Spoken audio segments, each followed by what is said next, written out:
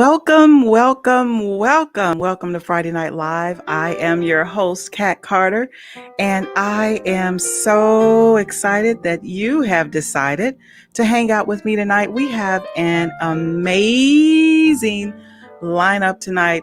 We have my good friend, Isabella Maria. She's in the house, and also a good friend, a new friend, Dr. Rodney Alford is in the house.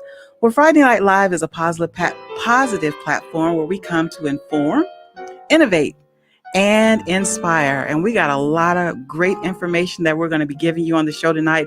And I'm so happy that you're tuned in. So we usually start the show off with an encouragement. So let me do my encouragement right quick. And then we're going to go straight to our artist spotlight of the week. So our encouragement today reads, "Courage is fear that has said its prayers. When everything seems right in my world, I may feel that it is easy to have faith, and I do not question whether my life will continue to unfold in a positive direction. However, what happens when crisis or a challenge comes along? Do I begin to doubt God's presence in my life? I won't doubt when I remember that every challenge can be a new opportunity for growth, and that even the smallest amount of faith on my part is enough to fuel tremendous courage, certainly enough to get me through whatever I need to get through. My faith may seem small, but like the tiny mustard seed, it contains astonishing potential for growth. And the more my faith grows, the more I rejoice over being in God's loving presence." Taken from the Daily Word, 365 Days of Love, Inspiration, and Guidance. Well, let me tell you about Bella. I am so excited that she is here. Isabella Maria is a local born and bred musician performing in and around the Chicagoland area and the western suburbs, performing a predominantly country review of current hits by artists such as Miranda Lambert and Carrie Underwood, and earlier Taylor Swift. She has also performed rock, R&B classic, and has recorded original songs written by herself, as well as collaborations with other songwriters. Bella plays the guitar and has been singing in the church choir since she was very young.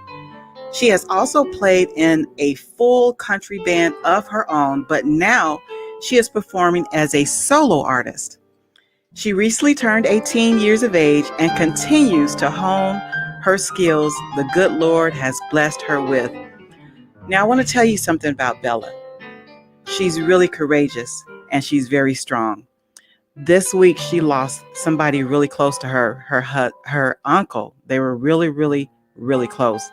And I got in contact with them to see if they wanted to reschedule for the show. And her dad, Mr. Cruz, Uncle said the show must go on. So make sure you send her some likes and some hearts and some prayers for her and her family. Please welcome to Friday Night Live, Isabella Maria.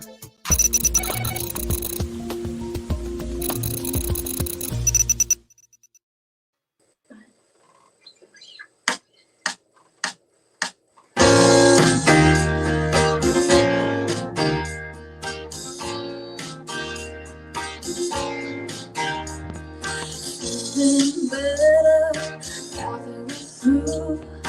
Feeling better, 'cause I'm over you.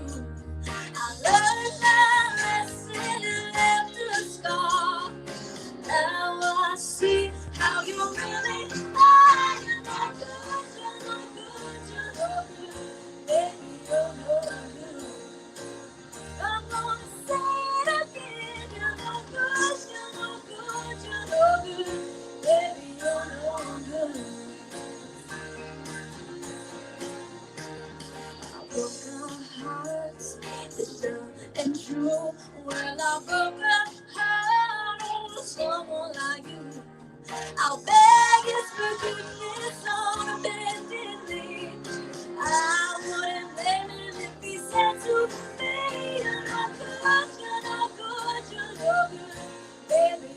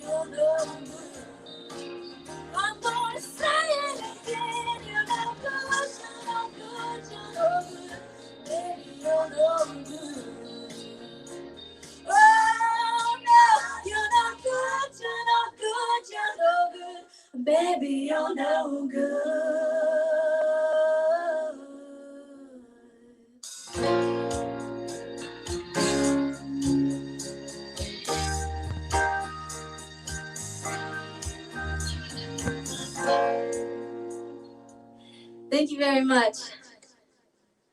This next song I'm going to do is an original song. This one's called The Grass is Always Greener. I wrote it on my first CD when I was 12 years old with my Uncle Dan Reyes and Jamie Lee Lynn. So I hope you guys enjoy this one.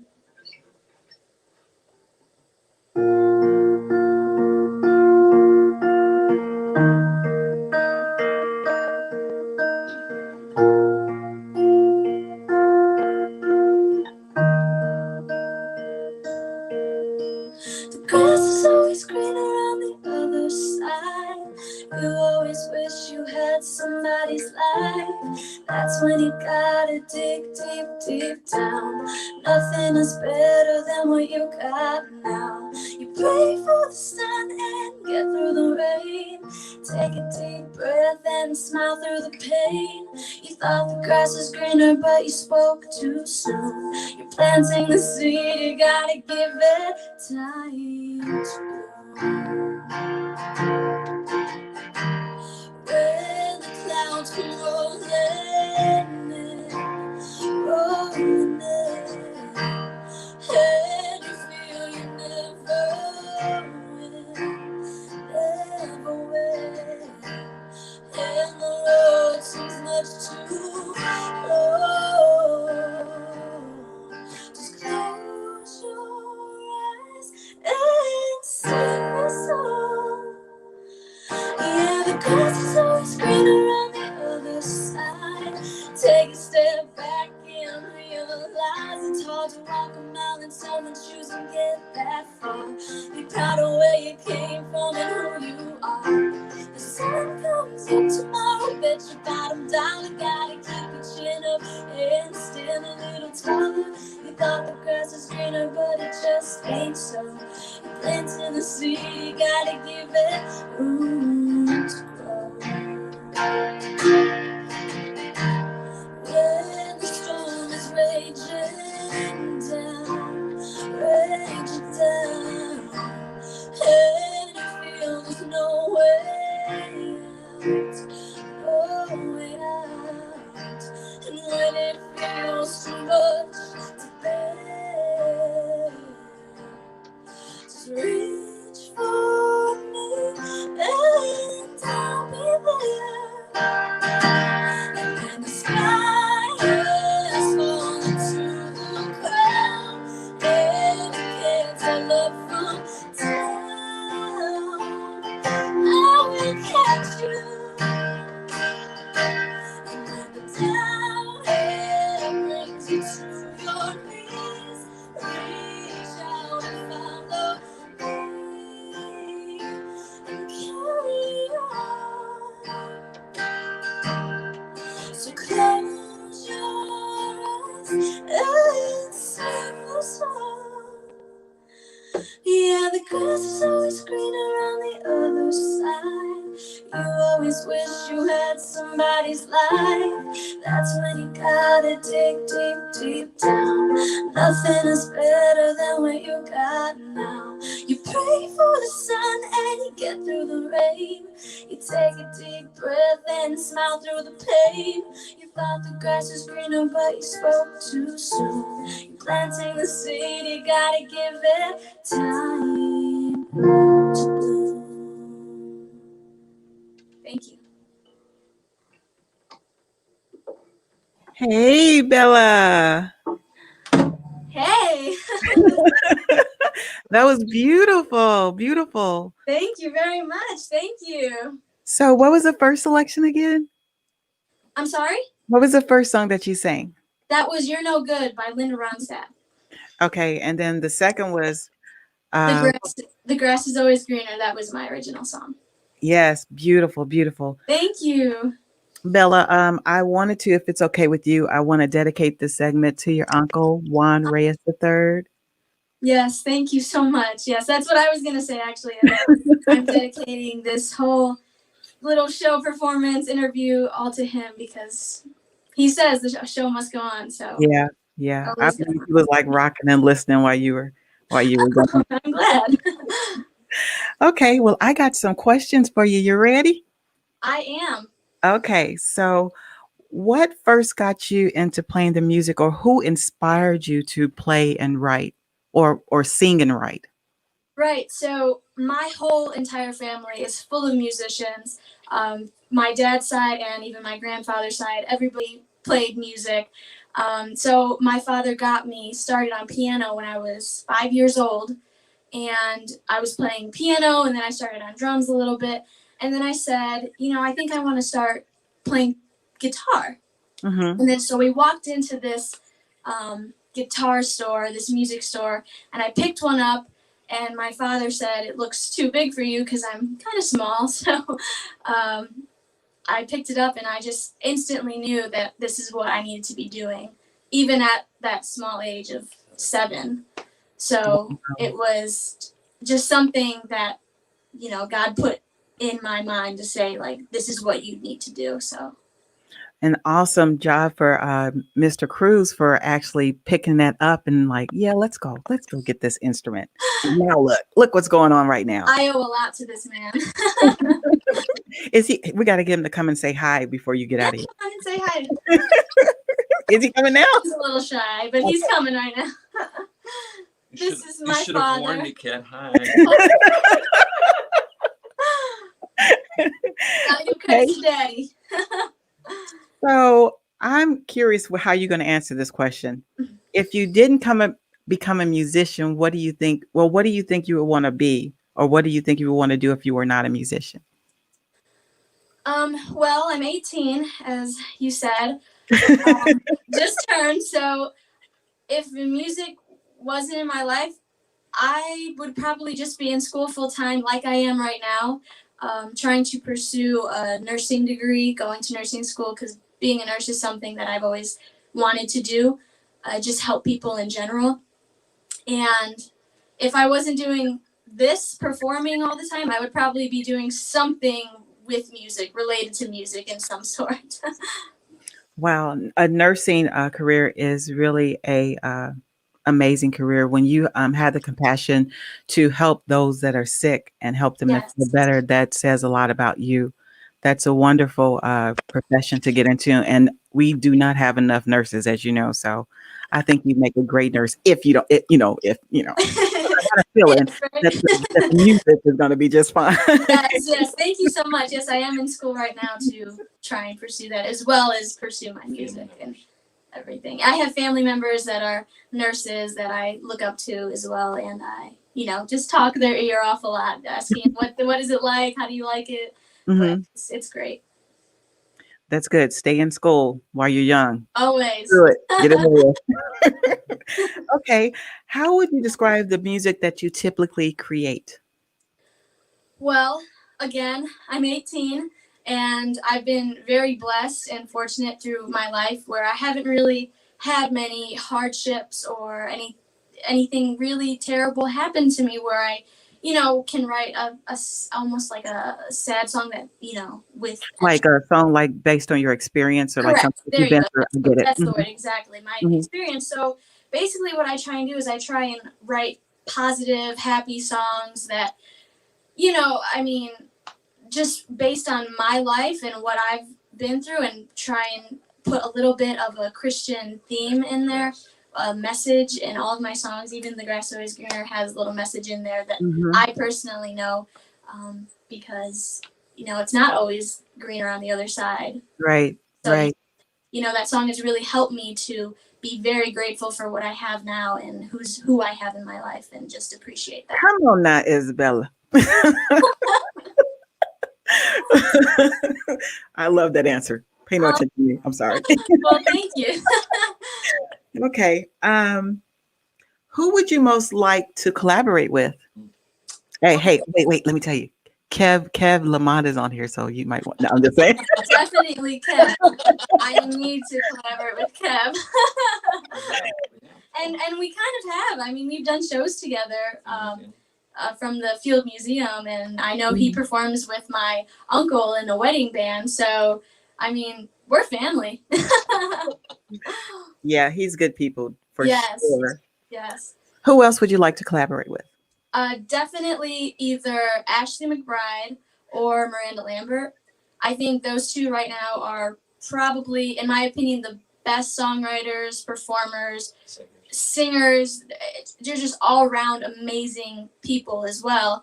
And I think that I would maybe benefit from collaborating with them because it's just, they're so well rounded and wonderful at what they do. So I think hopefully they can rub off on me a little bit. Yeah. Okay. Those are great artists. All right. Um, what is your favorite song that you've written that you like to perform? My favorite song that I've written that I love to perform is one called Happy Place, which is a very special song to me. I actually wrote it with my dad, Cruz Reyes, when I was younger, a couple years ago, maybe 2 years ago, and my cousin Anna helped with some of the lyrics. And it's just a really special song to me because when I was first starting out and playing these open mics and just little venues, Mm-hmm. I would perform it with my dad. Actually, he'd play guitar, I'd play guitar, and then we both sing harmonies. And it's just such a fun song for me to sing and then also remember on those times when my father was up on stage with me at one point, and it was just all love on stage. Okay. My final question is, do you have any shout outs for any special people in your life that have been with you through your musical journey and supported you and encouraged you and pushed you? Yes, definitely. So I would like to shout out to my parents, Cruz and Lisa Reyes. Obviously, they're the ones that pushed me the most when I was little, and even to this day, my dad keeps pushing, which I love it. My grandparents, who have literally never missed a show since I was 12 years old, and who are always there, who pick songs out for me to sing, and just are always in the crowd dancing and laughing and having a great time. I would also like to shout out to my boyfriend, Bart. He's been amazing. We've been dating for almost 2 years now, and he's literally become part of the group. He works my sound. He does the different songs that we play with the backing tracks, and he's just become really, really supportive with the whole music thing. So I love him for that. Okay. Yes. Is that it?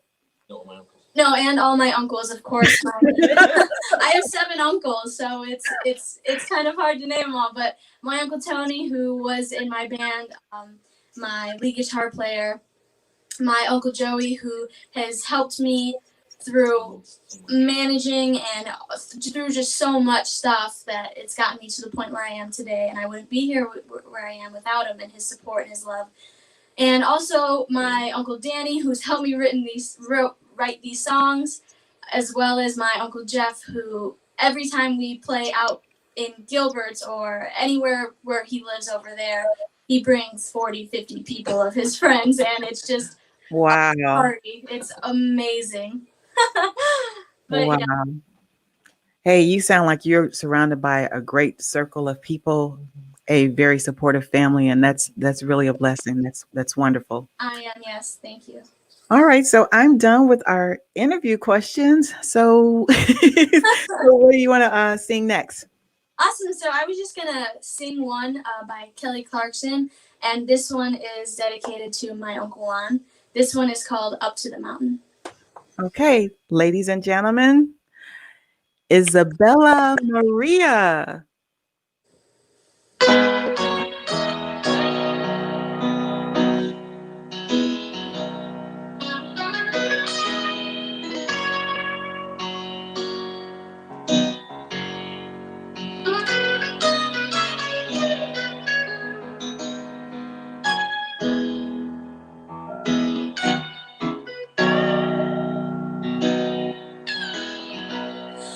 I went up to the mountain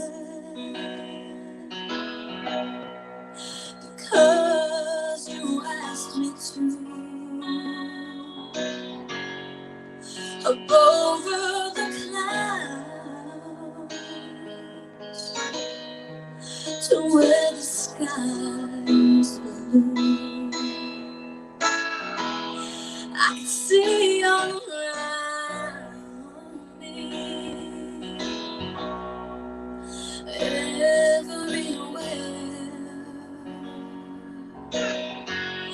I could see all around me.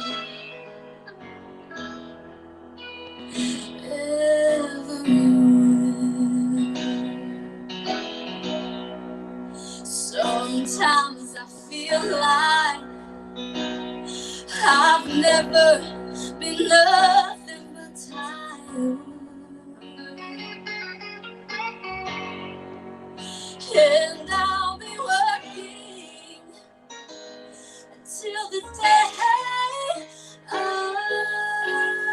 expire. Sometimes I just let me down. What no more can I do? But then I go on again, because you asked me to. Some days I look down, afraid I'll fall.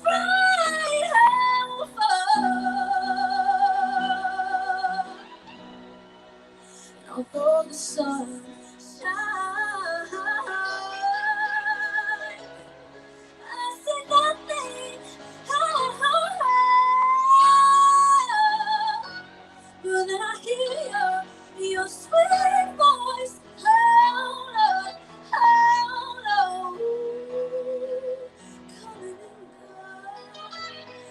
Coming and going. You're telling me softly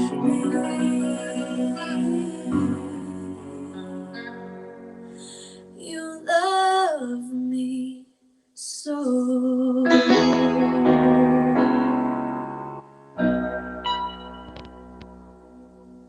Thank you. Beautiful, beautiful, beautiful. Thank you so much.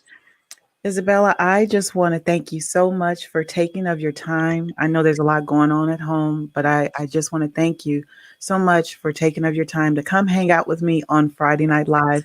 I really enjoyed you. It's so nice to meet you, and we have got to do this again. Yes, for sure. Thank you so much again for having me. I really appreciate it. I'm so excited that I'm kind of sad that it's over, but I really hope we can do this again and many more events in the future, whatever may come. So thank you so much for having me. God bless everybody that came on here and supported and watched and listened. Thank you so much from the bottom of my heart.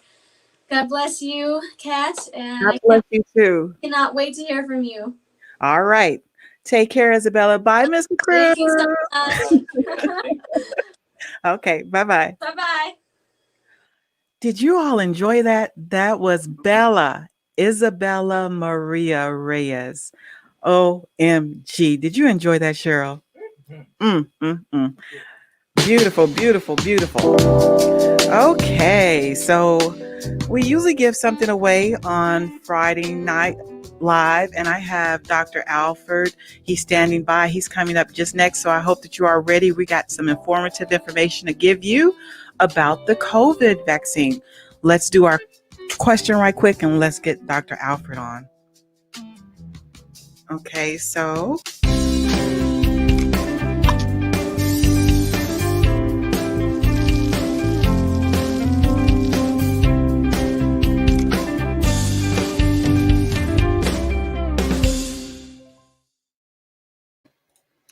All right, and here is the question.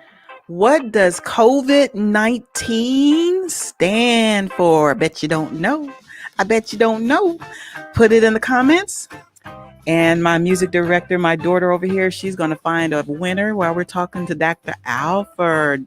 Do you know what the COVID-19 stands for? You don't know what it stands for? I bet they don't know. All right, put it in the comments. We are on Facebook Live tonight and YouTube. Welcome to all of my viewers. And get ready, because the second part of this show is going to be OMG. All right, let me tell you a little bit about Dr. Rodney Alford. He is a board certified pediatrician and internal medicine specialist that has practiced medicine for over 35 years. He is a graduate of Loyola University of Chicago undergrad and medical schools. He completed residencies in both internal medicine and pediatrics at Cook County Hospital in Chicago, and he later earned his master's degree in business administration at Olivet University. In addition to maintaining and managing three medical offices with his physician partners, he has served as medical director to an inpatient drug rehabilitation facility, a state prison, adolescent youth, a laser medical spa, and a group home for mentally challenged men. Presently, he practices in the rural community of Central Illinois and serves as the medical director of the local hospice company as well as medical director for the local prison. He serves as one of the 5 trustees representing 11 counties in Illinois for the Illinois State Medical Society, and as an alternative delegate, he represents Illinois for the American Medical Association as well. He has received many local, state, and national awards as a practicing physician, including the Damien Humanitarian Award of Loyola University, the Rural Health Practitioner of the Year Award of both 2000 and 2001, and the Push Excel Above and Beyond Award presented by the one and only Reverend Jesse Jackson in 2003. In addition to his private practice with 3 offices located, he started 2 school-based clinics in Kankakee County, Illinois in 1986 that not only still operates in his absence, but serves as an example for school-based clinics throughout Illinois. Through his foreign missionary work, he has helped to establish multiple medical clinics in the poorest regions of Nigeria, Haiti, and Jamaica. In 1986, Dr. Alford was selected by the American Medical Association and the American Hospital Association as one of the 50 most positive doctors of America. In 2003, he became one of 56 National Thomas Jefferson Award recipients by the American Institute for Public Service. He also received the highest award for public service given in the United States to a United States citizen, the Jacqueline Kennedy Onassis Award. And Kankakee County, Illinois named October 23rd, 2003 as Dr. Rodney S. Alford Day. Ooh-wee, I hope you all are ready. I am so excited. Please welcome to Friday Night Live, Dr. Rodney Alford.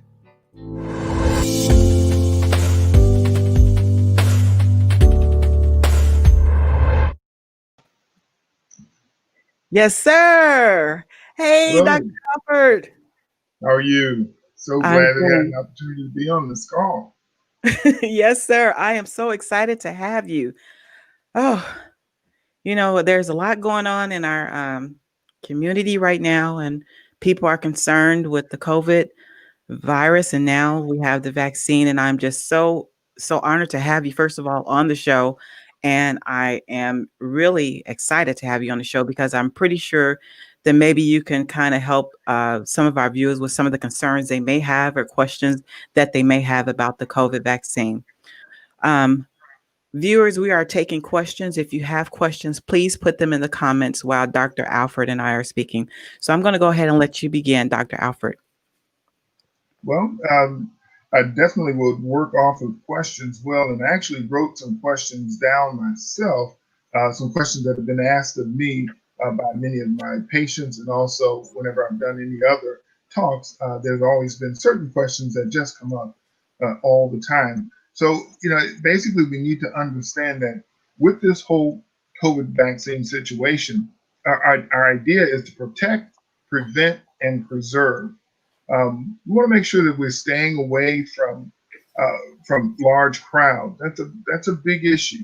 We've not done that as well as we should, and that's why we're actually spreading this disease more than it should be spreading. Also, wearing a mask, as we all know, is important. And approach people and let them know that it really is not a problem with withholding your individuality or your freedoms by having you wear a mask. It really allows you to actually have more individuality. You can wear all types of masks and have all kinds of looks. You can decide. Just part of the wardrobe now that we should wear, no different than we should wear a seatbelt when Mhm. we're in the car. And the law is going to probably encourage us to do just that in many cases. So that's so important. And physically distancing ourselves, I don't like the term socially distancing because we don't really want to socially distance ourselves from people. We really want to physically distance ourselves far enough away that we're not going to give each other the disease. I don't know if you have it. You don't know if I have it. And there's no way to know unless we're sick. Right. So a lot of times, we have to keep in mind that it's just important to just stay as far away as you possibly can. The minimum is 6 feet.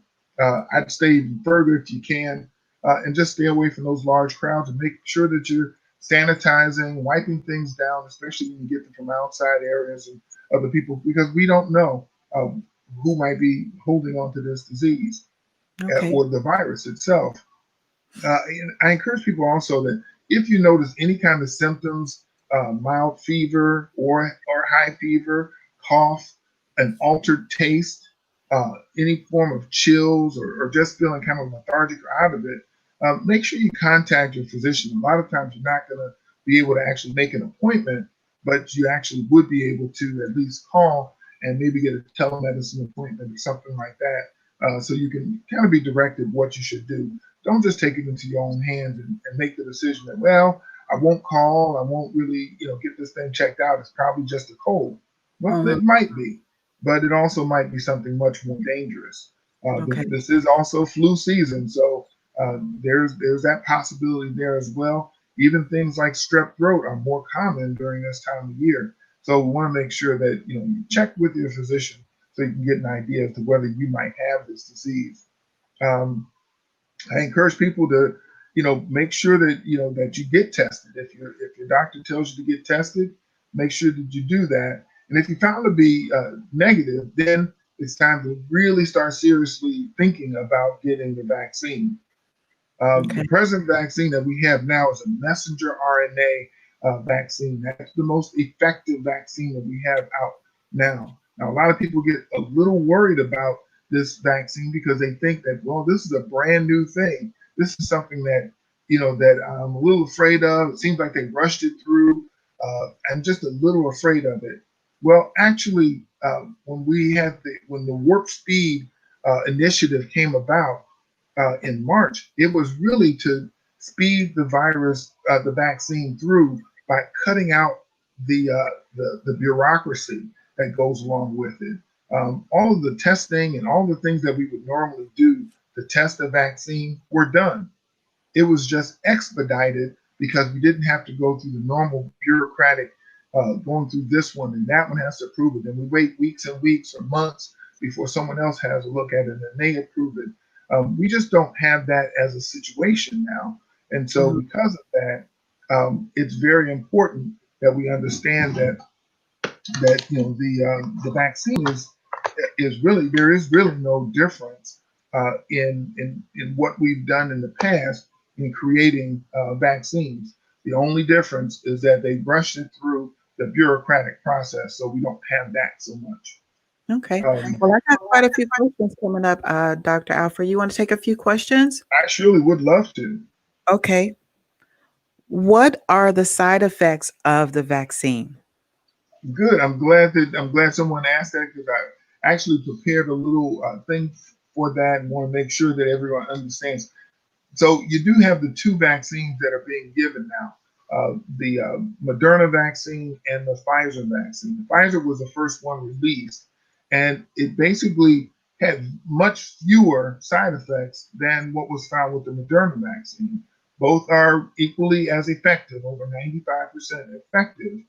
And so, so some of the side effects, fatigue, excuse me, fatigue is about 9.5% of people may have some fatigue after getting the Moderna vaccine. Whereas with the Pfizer vaccine, they show about 3.8%. With muscle aches, again, with the Moderna vaccine, 8.9 and 1.8% for the Pfizer vaccine. Joint pain, about 5.3% for the Moderna. It was not reported in the Pfizer, although I know that I've talked to some folks that have had some joint Mm-hmm. discomforts with that, but it is still a low percentage. Headaches, 4.5% with the Moderna, and with the Pfizer, 2%. Uh, pain in the injection site. Excuse me. 4.1% for the Moderna, 1.4% for the Pfizer, and then redness at that injection site, about 2% for the Moderna. And chills, we saw about 1% for the Pfizer. So that's that. Those are some of the things that we've seen. Now we've actually seen 4 cases total of Bell's palsy. That's paralysis of one side of the face typically. We've seen like 4 cases total in all of the vaccines that have been given in the Moderna, and about 4 cases, and also 4 cases that's been documented for the Pfizer. So both vaccines have shown that Bell's palsy in 4 cases each. You have to remember that we've given out about 5 million doses now to people. So we have to think about that. Think about the number of problems that we're seeing with this. Very low. If you think in terms of the flu season, the flu itself, the flu vaccine, which we get every year, we see the soreness, redness, and swelling at the site of the injection. We see headaches, fever, nausea, muscle aches, and many times it's even more so with the flu vaccine than we see with our coronavirus vaccinations. So we see a lot of side effects as part of getting the vaccine itself. Allergies are very, very few and far between. We have seen a total of 21 cases of actual anaphylaxis, which is a severe allergic reaction. We've seen that since January 3rd. 21 cases total, and again, millions of vaccinations given. So we know that everyone should be at least observed for about 15 minutes to make sure that you have not had that you don't get a allergic reaction right after you get the shot. And if you've had a previous history of anaphylaxis or severe allergic reaction, you really should be observed for about 30 minutes. We have seen one death so far that might be associated with this vaccine, and we're not sure yet. This happened actually. A physician died just on the 5th of January, and they're right now looking into whether the vaccination actually caused it.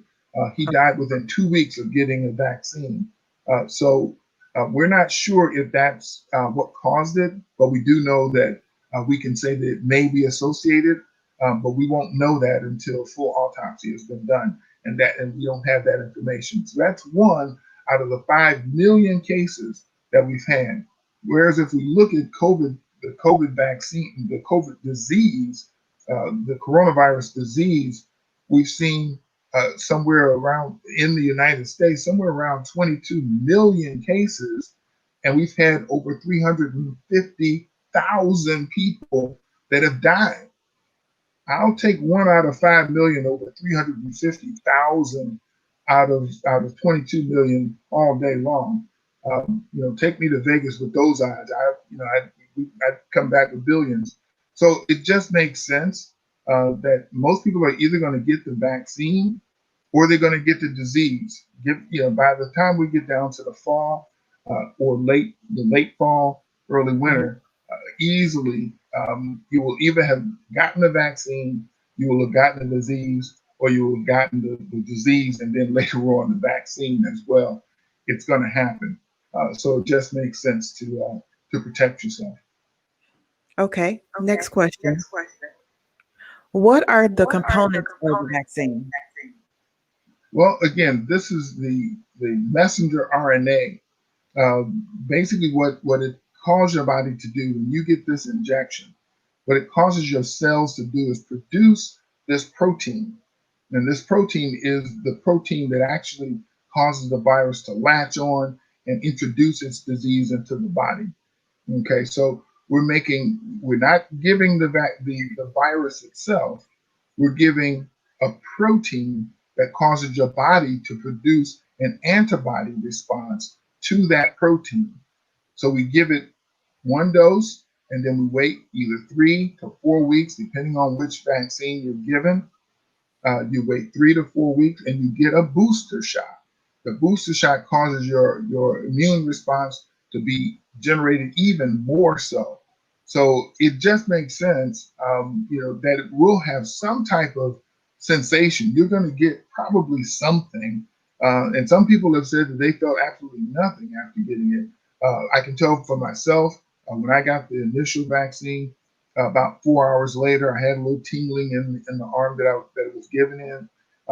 That went away after about 6 hours, and maybe about 14 hours later, I woke up in the night, had some sweating, and that lasted probably about an hour, and that was it. Those are the only symptoms I had. I just had the second vaccine 2 days ago, and I'm sorry, yesterday, and had some arm discomfort afterward. The shot itself barely felt it, but also but about 4 hours I later. am. Very good. This is how you make the change happen.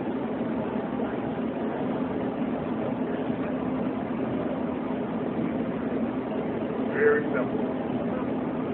Didn't feel a thing. This is how to make the change happen. All right. I didn't know if it was any. I thought you could talk over that, but I didn't that want to was talk over it. I didn't know if you could get the sound there. But yeah, yeah, I felt like that's the only way we can make this change happen. Is we have to be the change. We have to make the decision to change how we're living. I don't like living with a mask over my face. I like seeing other people's faces. I like being able to talk to my patients and see them face to face, their entire face. Um, I'm looking forward to the day that we don't have to mask up, that we don't have to, physically distance ourselves, that we can go to restaurants and have a decent meal and not have the fear that yeah. we're going to have to, that we could possibly get a disease from having gone there. Oh, that's I want to go to some outdoor events where I don't have to worry about that. I want to go to the show. I want to go to the theater. I want to listen to some music. I want to do all of those things that we haven't been able to do just because people have decided not to be the best at doing things like masking up, and now some people are very afraid of the vaccine, and I think that's the reason that this show is so important. yeah. This is, but what you just said is going to take me to this next question. When do you think life will get back to normal? That all depends on us. It really does. I do believe that if we get people to get the vaccine, into the summer, most people that it should be available to everyone by late spring, early summer, so that everyone will be able to able to get the vaccine. And once they do, then we'll see a different world because, and not just a different United States, but a different world. So we need to have it available to folks so that we will get back to normal. For sure, if we get our immunity up to where you keep hearing these words, herd immunity. I don't like the term. It's basically where about somewhere between 80 and 90% of the population have either had the disease or had the vaccine. Then we know that we don't have to worry about the people around us giving us the disease because so many people are immune to it. So we have to get that immunity up. We have to get everyone immunized. Those folks that say, well, I'm not going to get a shot because I'm worried about the possibility of something happening if I get the shot. I have yet to find a person that has grown a tail or had any other kind of problems with this vaccine. Just doesn't happen. Okay. Here's another question. What are you telling your patients who are considering getting the vaccine? I let them know the truth. It's so important that we tell patients the truth. We let them know that there are, as I mentioned to you, there are some symptoms that you may have after getting the vaccine. It's perfectly normal. It's your immune system saying, "Yeah, I got you. I got you. I'm really making sure that I make something that's going to fight against this virus if it happens to get on you." So that's basically what I tell them, and I tell them the possibilities of those possible side effects. But not everybody gets everything. Whereas with coronavirus, the disease itself, you may get all kinds of things, Mhm. including death. So that's a concern that I have in that, and I make sure that I'm very, very careful to let them know that they are going to either get the vaccine or they're going to get the disease. Again, I'll take my bets with the vaccine over the disease any day. Okay. Would the vaccine be effective if a patient has already tested positive in the past? That's an excellent question, and the answer is we are not absolutely certain how long the immunity lasts when you get the disease.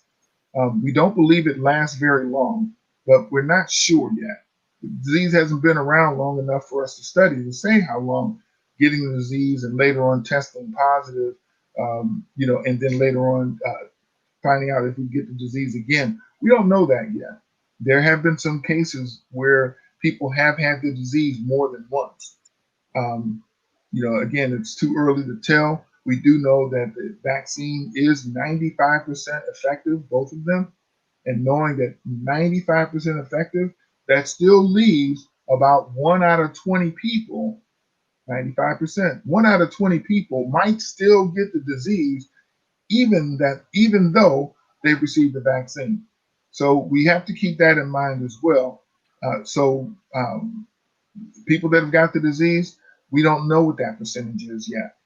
But we will find out over time. I can tell you that for sure. Okay. Do both vaccines require two doses? I think they mean do both companies. Does Pfizer, does that require two doses? And does Moderna. Moderna, does Moderna. that require two doses? I think that's what Yes. they're asking. Yes, the Pfizer vaccine, you get the first dose and then you get the second dose 3 weeks later. The Moderna vaccine, which came out a little bit later, you get that dose, and then 4 weeks later you get the second dose. And basically, that second dose is your booster dose. They believe that you get about 50% um, effectiveness from the first vaccine, and then that second vaccine boosts that effectiveness up to 95%. So give me 95% over 50% all day long. So yeah, so you definitely should get both. And also, there've been questions. A related question has been, can I get the Pfizer one time and then get the Moderna the second time? We don't advise that because there hasn't been any studies to show that they cross react. And so we don't want to advise anything like that. So if you start with the Moderna, that's what you get. The second time, if you start with the Pfizer, then that's what you get. Okay. Could a person get vaccinated while recovering from COVID, or should they be fully recovered?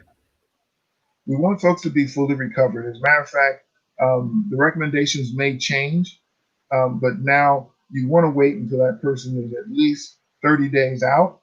And I'm recommending to my patients 90 days out from having been sick with COVID. Um, Again, we don't know how long the immunity lasts when you have the disease.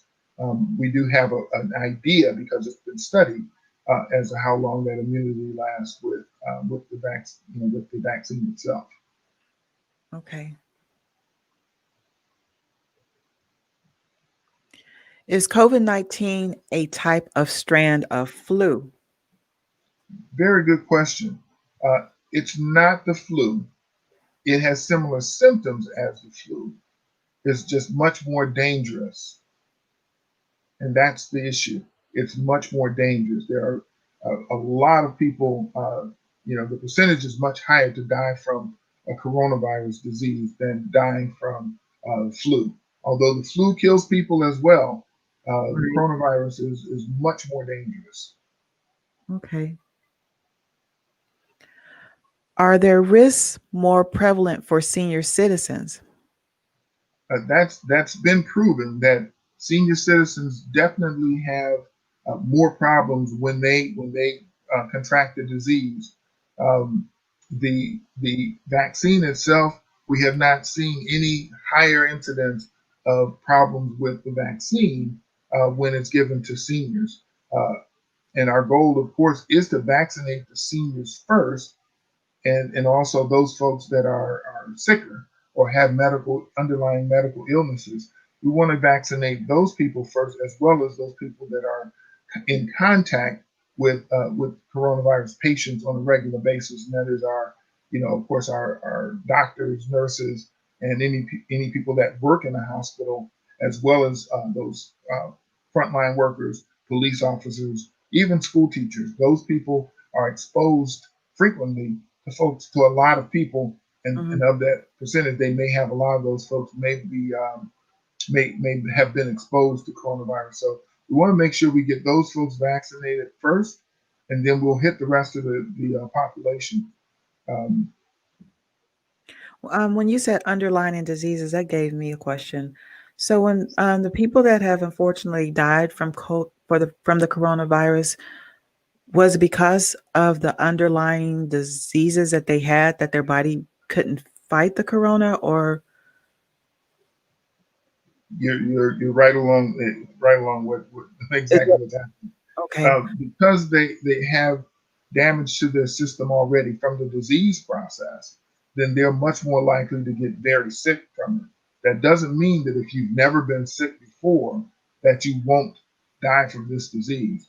There are many people that have died from the disease and have no medical problems whatsoever. There are children that have died from the disease having no medical problems beforehand. So we can't really say that it only kills those people that have underlying illnesses. But Okay. things like diabetes, chronic kidney disease, What about heart asthma, disease? recurrent pneumonias, bronchitis, things like that, other respiratory illnesses, the system is already weakened.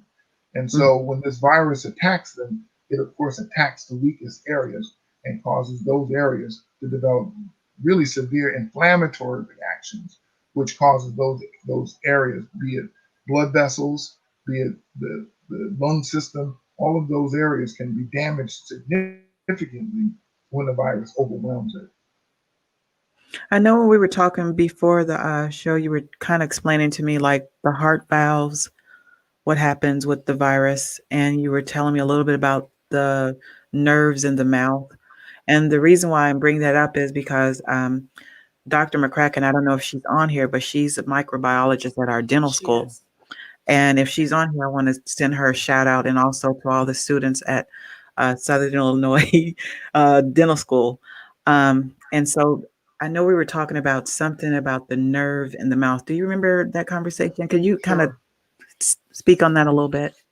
We're seeing a lot of people that develop what we call dysgeusia, which is this abnormal taste sensation. That may be the only symptom they have, other than maybe feeling a little lethargic and out of it. There are other viral illnesses that actually cause this. It's one of the nerves that actually is for taste, and the dental students that are on the call will know that nerve for taste can get involved. The virus can involve that nerve and cause these weird, different tastes. Some folks describe it as like chewing on cardboard.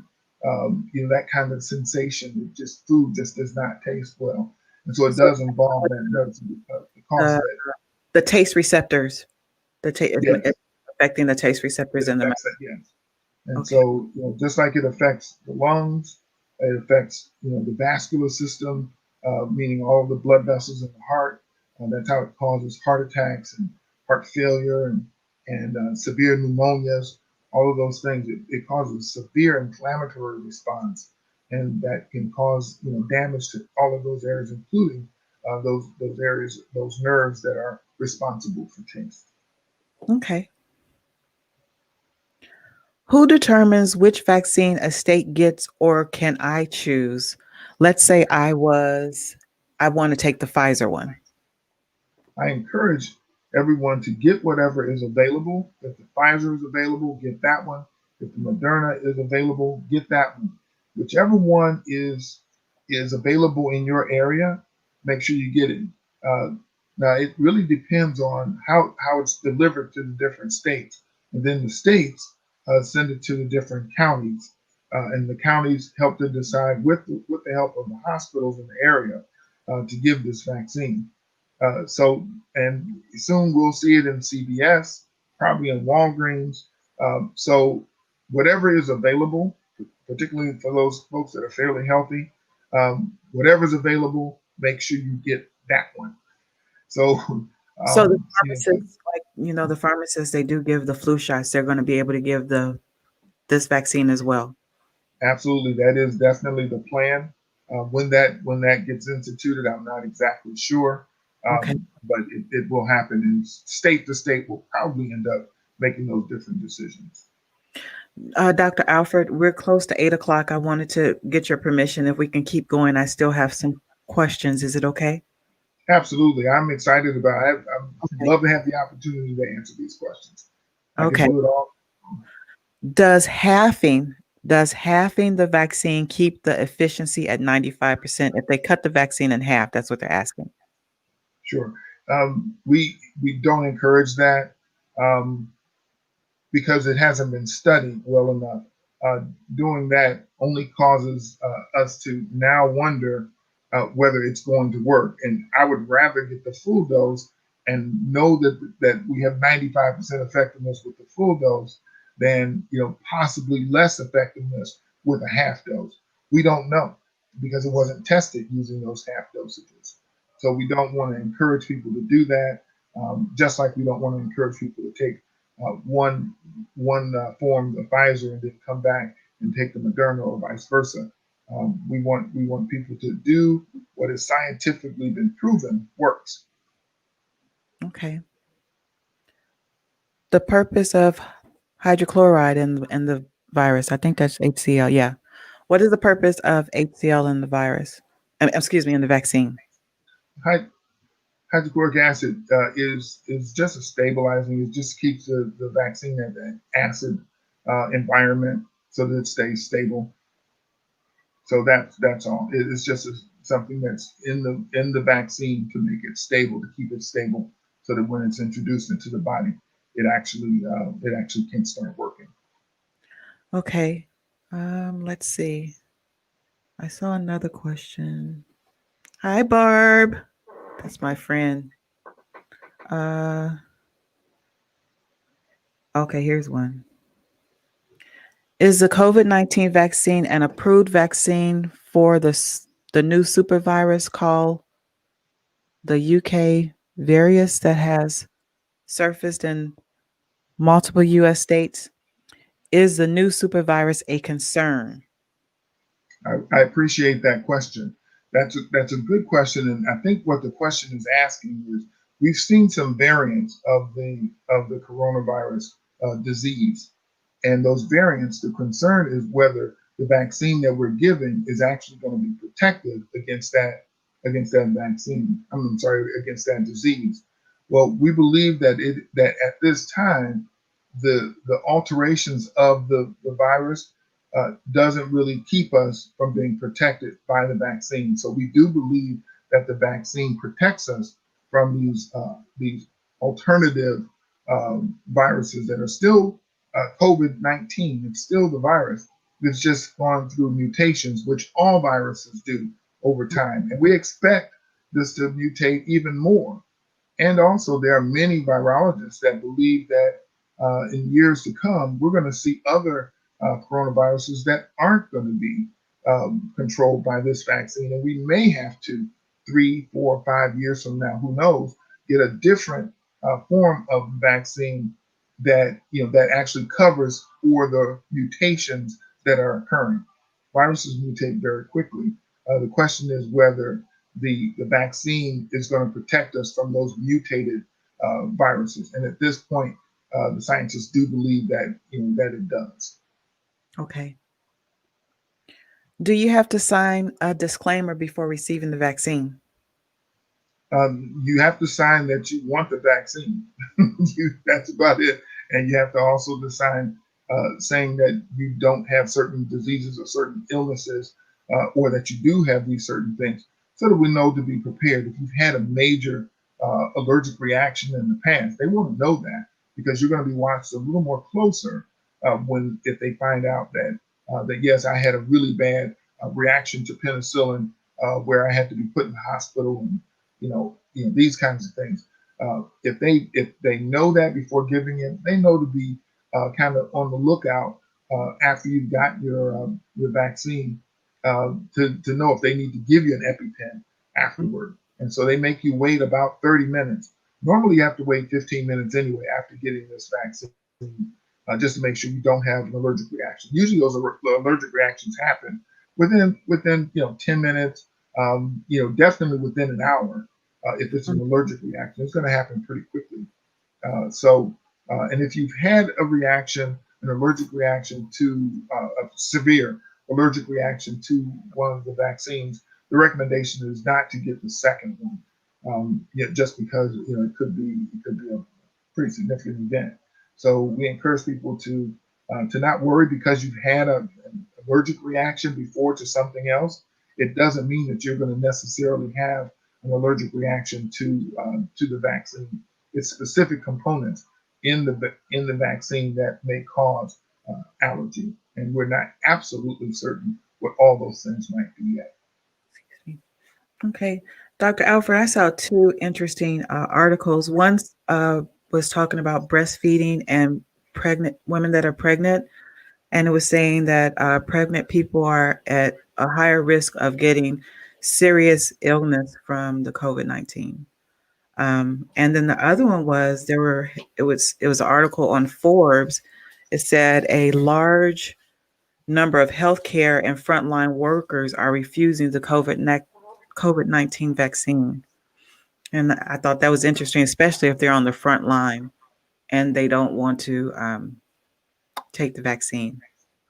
Yeah, and usually those frontline workers and those people that have those fears, it's only a fear because they don't have the education. They haven't learned about what this vaccine is about, and they just need to be educated.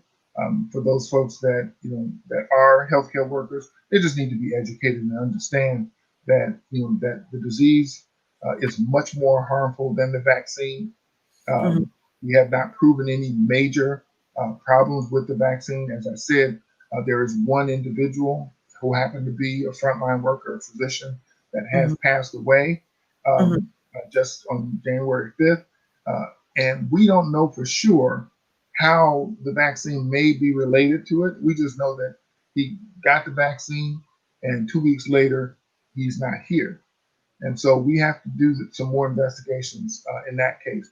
But again, that is one, even if it was due to the vaccine, that's mhm, one person out of about 5 million people, as opposed to 350,000, actually probably closer to 360,000 now, um, out of out of 22 million.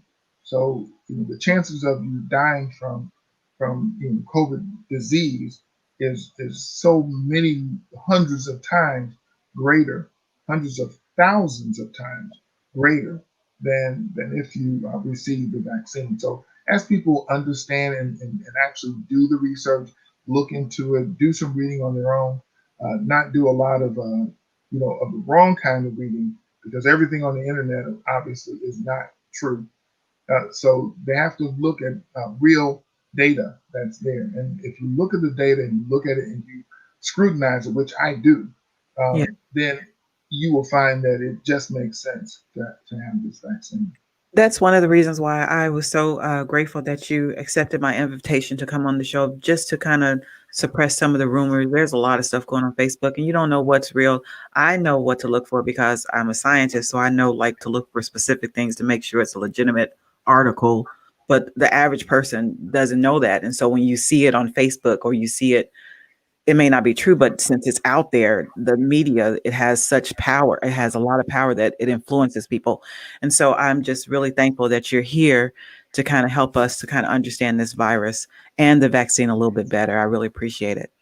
All Well, there right. was one other question that you'd asked about. I want to make sure I get to it about vaccinations of pregnant women and Yeah. women that are lactating. It, Yes, it was saying that they had limited data as far as the vaccine for women that are with child, and so I didn't know if you could elaborate on that a little bit. But this is yeah. from the CDC. Uh, I would not recommend it, and I don't think the CDC is recommending that we immunize lactating or breastfeeding women or women that are pregnant. Now, we will have some data, of course, because even during the trials, there were some women that got pregnant while they were going through the trials. You got 77,000 people going through a trial. Some of them are going to get pregnant during that time period. And so mhm. we will be able to study those folks, as well as some folks are going to get the vaccine either not knowing that they're pregnant at the time or end up getting pregnant during the time. We'll be able to study those folks as well Okay. in retrospective type studies to find out if there are some issues with that. But it's difficult to form a study where you have healthy pregnant women and you do a study on them to see what will happen if they get a vaccine. That's just, it's just not the thing that we do. Right. Not, not in our country for sure. So Okay. you won't see those kind of studies being done, not in the United States. Um, so I can't speak for other countries, but I can tell you that good studies. The studies are going to be retrospective studies where we look back and see what happened to some of those folks. So we don't encourage people to get the vaccine if they're pregnant. There was another rumor out there, sexually related rumor, since we're talking about pregnancy, Mhm. that people become, because of the vaccine, have some problems with their sexual function. Well, actually, it's not true. Now, the disease itself has caused some sexual dysfunction. There are some problems if you happen to get the COVID disease, but nothing reported from the vaccine. So, so for some of those men that are worried about whether they're going to have some sexual issues after getting the vaccine, don't get the disease. That's something. Just don't get the disease. Okay. If you are allergic to shellfish, are you exempt from the vaccine? No, there is no real exemption from the vaccine. Um, there's no shellfish in the vaccine. There's nothing related to shellfish in the vaccine. If you have a severe anaphylactic reaction to shellfish, then you should tell the people that are vaccinating you when you come up for your vaccine. You let them know I had a severe anaphylactic or allergic reaction to shellfish, and so I'm a little concerned. What they will do is you will still be able to get the vaccine. You'll still be eligible to get the vaccine. They'll just watch you closer because you already have a history of an anaphylactic reaction. Doesn't matter what it was to. Just the Okay. fact that you had that kind of reaction before, they're going to be a little more on the lookout to make sure that you don't have something else. The people that did have significant anaphylactic reactions, there were 21 total, 21 that had, and this is almost, like I said, almost 5 million vaccinations given. 21 people that have had significant allergic reactions, and those folks, most of them actually had a history where they were actually carrying a pin where they already have severe allergies to one thing or another. So if you have a history of allergies, there is a slight increased chance that you might have allergic reaction with this. But it does not tell you that you should not get the vaccine. You should definitely still get the vaccine. There is treatment if you do have an allergic reaction.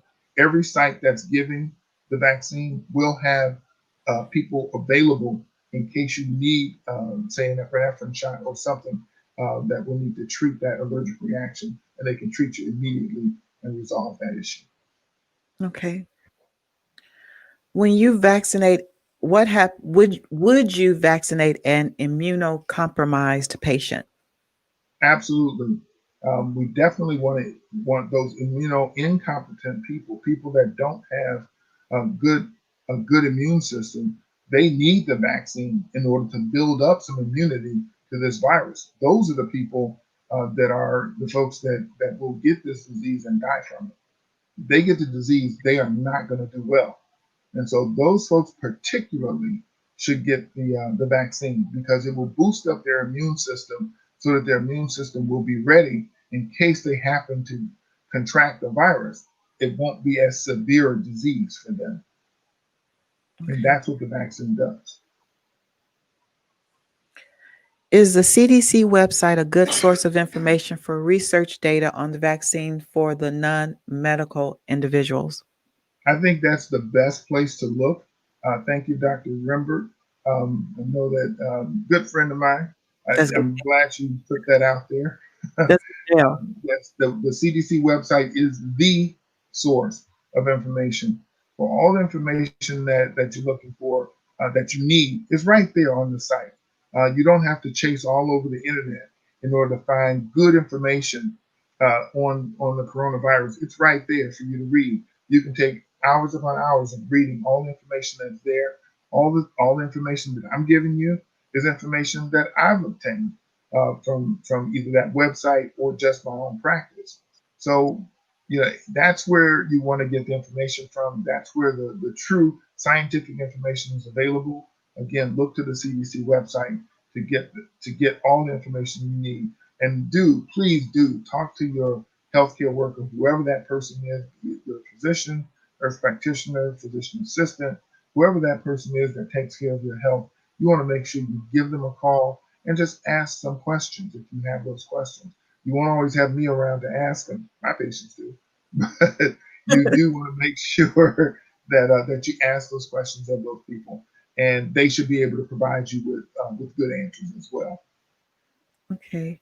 I have some accolades for you, Dr. Alford. I'm seeing a few people that are saying, thank you so much. This is very informative information. Thank you for being so informative. So make sure you look at these comments when you get off because you have quite a few. Um, can you lose your taste for any other reason than having COVID-19? That's a very good question. Um, Actually, you can. There are other viruses that can cause that same kind of loss of taste or abnormal taste. The flu virus can do it, the adenovirus, these other types of viruses out there. So it's a very non-specific type of symptom. Although if you get that symptom, you definitely need to call your physician because the fear of coronavirus is much higher, and it should be much higher than the fear of getting the flu or adenovirus or some of these other viruses out there. You do understand that most of you may know that coronaviruses aren't new. They've been around. It's just this particular strain is the one that's particularly dangerous. It's just coronavirus causes the common cold. So yes, you can get strange taste sensations from many viruses. It just depends on how it affects the body and how it affects those particular nerves and the taste centers. That Okay. was a good question. Dr. Alfred, let's see who our winner is, who got the answer right from our Okay. trivia. So this was, let me take that off. Uh, what did I do, Cheryl? Wait, I can't see it because, oh, there it is. Okay. The question was, what does COVID-19 stand for? And the answer was, it is a term for coronavirus disease. And then 19 is for the year that it was first identified, which is 2019. Am I right, Dr. Alfred? That's exactly right. All right. Um, Very, very easy. A lot of people, come up with all kinds of other, thoughts of what the name comes from. But just take off the CO and coronavirus, and vid is the virus, VI, and then disease is the D, and then 2019. That's it. I saw one other question I definitely want to make sure I get to answer. I am a pediatrician, board certified pediatrician as well as an internist. And I saw a question that asked about children and babies. Um, that's an excellent question. Where is it? I'm We trying to don't. find it so I can put it up. I don't It's see it. the last one. I see from Deborah. It looks like 750. Um, says, what about children and babies? Right now, we don't have enough evidence to immunize our children and our babies. I do believe that over time we will, and we do have to do those studies. We understand that those studies are difficult to do because most people are not willing to hand their babies over and say, yes, test my baby, do a study on my baby. And that just isn't something that most people will want to do. So there will be studies done, but we have to do those very carefully. And so, because the percentage of people that pass with this disease tend to be more elderly, we want Mhm. to make sure we get those folks immunized first, because their immune systems are weaker. Children tend to be um, very resistant to getting disease from this. Okay, I'm trying to make. I didn't see it. I can't. I don't see it on my end. Do you see any other questions that I might I have missed? do. I see one other question is what is the percentage of people that have been infected with COVID 19 twice? Um, that data isn't available that I know of. I haven't seen it. I'm wondering myself the same question.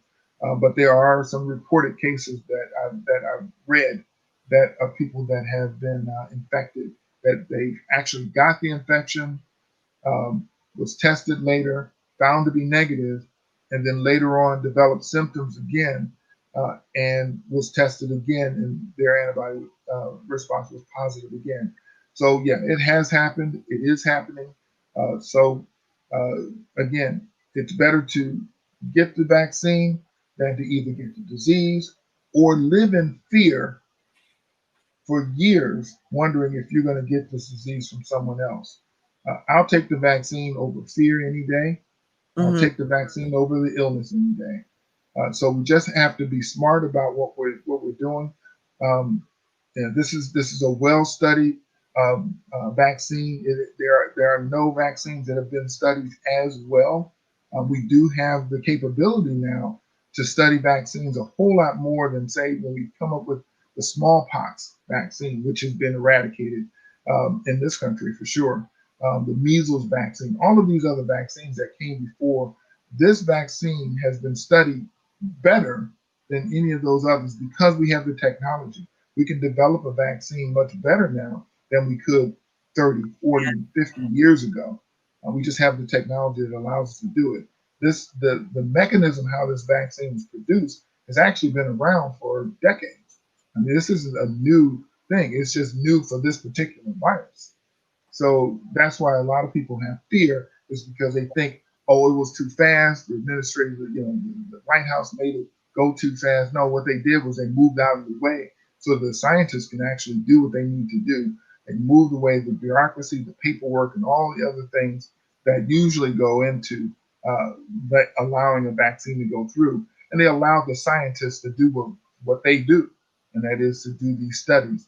So the fear is only because fear has been promulgated throughout the media, throughout uninformed people, and that's the unfortunate thing is that many times we get our information from people that are not informed, as opposed to going to the better sources, and that is again the CDC site as well as your local physician, if you're a physician or a healthcare worker, whoever you go to. Make sure that you ask those questions of them, but do your research. It's right there in the palm of your hand. You can check it yourself. Okay. I have a question about chemotherapy. Chemotherapy. If you are taking chemotherapy, is taking the shot necessary? If you're on, and that's an excellent question as well. If you're on chemotherapy at the time, um, it really will depend on your physician, the oncologist that's treating you. They will have to kind of determine for you what makes the most sense because different chemotherapies for different things, for different diseases, you can't be completely general about that. But yes, in some cases, people that are on chemotherapy during a period where their chemotherapy is being held they may end up getting the vaccine at that time. But you definitely want to talk to your doctor about your specific issue because it is different depending on different because there's so many different types of chemotherapy for diseases. How long do you expect the vaccine to last? 6 months, a year, or the rest of our life if we take it? That's an excellent question that we don't have an answer to yet, only because it's only been around for a short time. We haven't even had the vaccine available for a year, so we can say that at least those people that have received the vaccine earlier during the trials, all we can do is continue to follow those folks and look at those numbers. We got 77,000 people to look at that got those vaccines way back, in the early part of last year. Hmm. So we don't know. We're hoping and believe that this is not going to be a yearly vaccine. That it probably may be 2 to 3 years, maybe as much as 5 years. But because of as I mentioned earlier, the viruses, all viruses change. That's why the flu virus, that's why you have to get influenza shots every year because it changes. That virus changes from year to year. And we're always doing is we're trying to give the vaccine when it comes to influenza. We give the vaccine with the virus, with knowing what disease was present the last year. So we put those components into the vaccine for the following year. So we can't say for sure, but that many virologists believe that this may be a longer lasting vaccine than say the influenza, but we don't know that yet. It may end up being a yearly vaccine. Okay. Dr. Alford, I think I may have answered questions. I'm getting feedback. Okay. I may have asked you all the questions that I see available on the line. I Um, see one. you see I, one? I, I do see one. Go ahead and answer. I don't. Go ahead and answer it. Okay, the question was, are the vaccines the same, but just from different companies? Or are they two completely different medicines? Basically, what they are uh, they're messenger RNA that causes the cell to produce a particular protein. Okay, they both do the same thing. They just do it in a different way. So yes, they are different vaccines. There's different stuff in them. Uh, to kind of break it down and make it as simple as possible, yes, they are different. And so that's why we don't recommend that just because you've got one, that you can get the other and get a similar response from that. But both are 95% effective. So you can get either one of them. Just make sure that whichever one, and they will make sure that the people that are giving you the vaccine will make sure that if you got the Moderna the first time, 4 weeks later you're going to get Moderna again, and if you get the Pfizer, you're going to get Pfizer 3 weeks later again. That's just the way it's going to happen. Okay. I didn't answer this one. She says my coworker had COVID about 6 months ago. Even after he recovered, he has it has affected his brain. He can't think clearly anymore. Will he ever fully recover? That is an excellent question. We are seeing a good number of people that are actually having disease long after they've quote unquote recovered from the virus. Um, we don't know. There's a good number of folks that have been called long haulers, and that means that they're holding on. That virus is holding on, causing some permanent damage. And we do believe that the virus does cause some permanent damage to the body when you get it. Excuse me. That permanent damage may be a stroke, it may be a heart attack, it may be ongoing vascular disease or blood vessel disease, it could be ongoing lung disease, it could be ongoing kidney disease. That's the problem with allowing yourself to get the virus. That's why it's so important to get the vaccine. The vaccine can't cause those things. I mean, it just can't physiologically do that. The virus, on the other hand, absolutely can. It can cause this long hauler syndrome.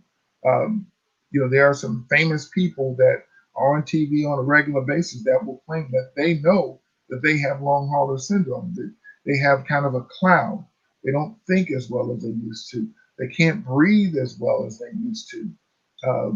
So yes, they don't taste things just the way that they used to. So yeah, there are some folks, unfortunately, that when they get the disease, they have prolonged illness afterward. But prolonged illness afterward is a whole lot better than dying.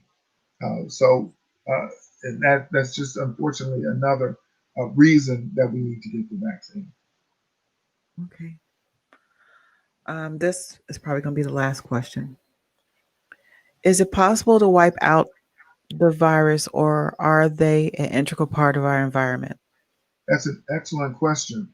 Um, there are things like alcohol and other types of substances that actually can wipe away and kill viruses. Viruses can't live in that kind of environment, and that's why using, antiseptics, using soap, we encourage soap over you see these alcohol-based hand sanitizers. They work and they work well, but soap works better.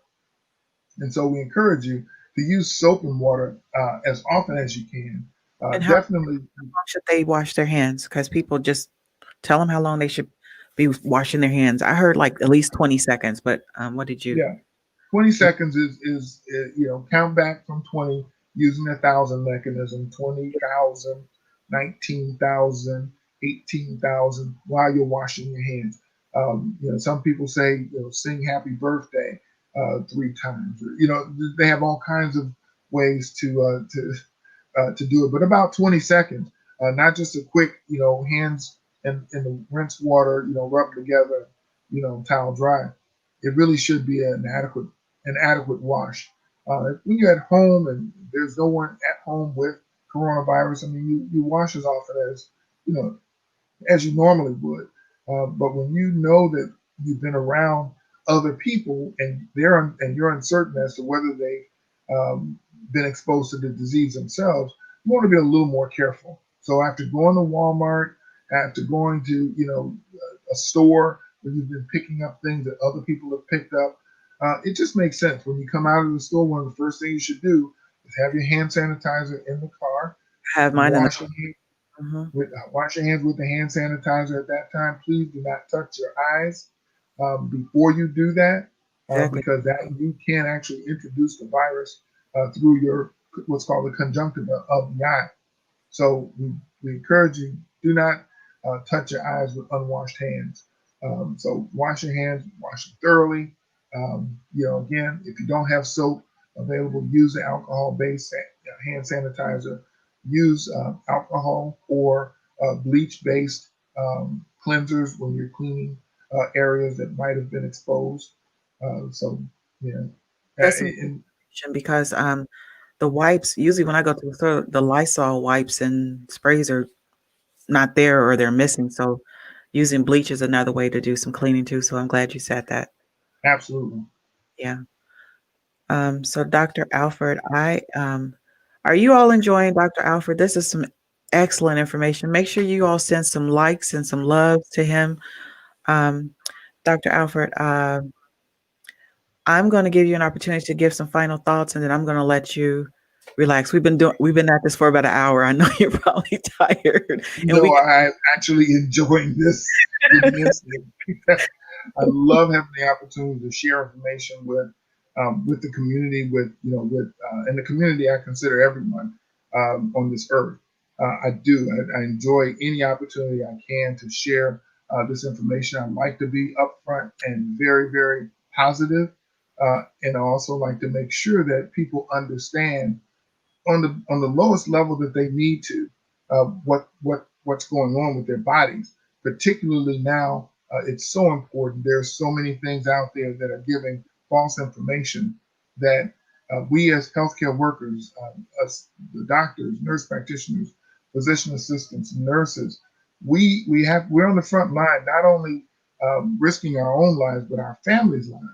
So we really want this information out there because I don't want to bring this home to my family. I don't want my wife to get this disease. I don't want other family members to get this disease. I've already had close family members that have passed from this. So for me, it's very, very important that this information gets out. And if I have to be the only one giving the information, I will be that person, and I'll try to give as much information as possible.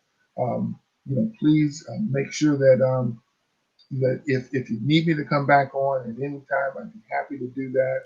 I think that's a I, good idea because I mean it's just not enough time to talk about it all. I mean, I think that's a good idea. I think I would love to have you come back when you have time to talk love about to this. do it. You let me know. I'll be here for you. Yeah, because this looks like this is part of our reality, and so I would love to have you back. So we'll Yes, talk. it will be for you. Yeah. Absolutely. Thank you again for giving me this opportunity. I appreciate it. Yes. Thank you. It's really nice to meet you. Shouts out to your wife. I don't know if she's in the background. I got a chance to meet her yesterday. And your staff back there. I see them. I see them backstage. I see you, Robert and Fanny and Deborah and Jackie, and I see everybody back there. Hello, everybody. Thank you so much. Thank you so much. Thank you so much, Dr. Alford. And we'll be talking soon. Okay, great. Thank you. All right. You take care. I will. Okay. Bye bye. Bye. Did you all enjoy that? Oh, that was some informative. If my eyes are watering, that was some informative information. That was a lot of good, rich information that we need. We want to know the truth. There are a lot of rumors out there and there's a lot of uncertainty. So I'm so grateful that Dr. Alford was able to give of his time to kind of set the record straight, answer some of our questions truthfully so that we can make a conscious decision whether or not we're going to take the shot or not.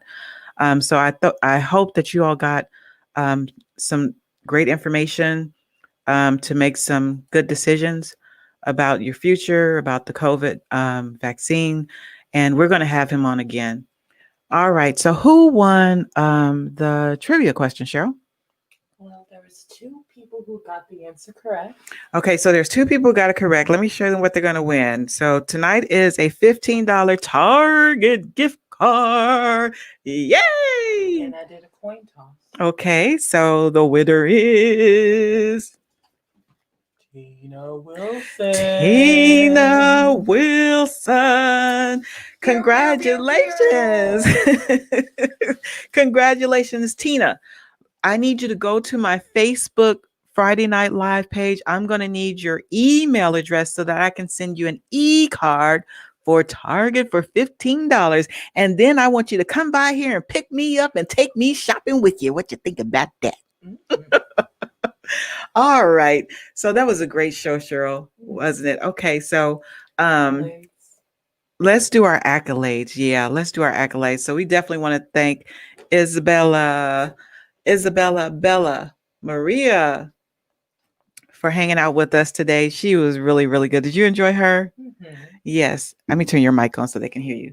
She was really, really good. Really beautiful spirit. And we definitely want to thank Dr. Rodney Alford. Yes. Thank you so much, Dr. Alford, for giving of your time and your wisdom and knowledge about the COVID vaccine.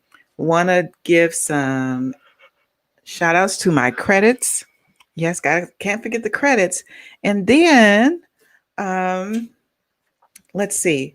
I also want to give a shout out to Kevin Moore. Kevin Moore is the artist that we played during our prelude.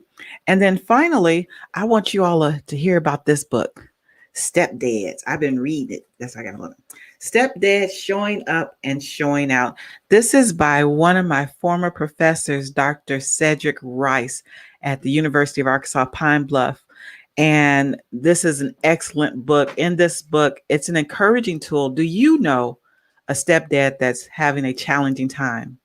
Do you know a father that's having a challenging time?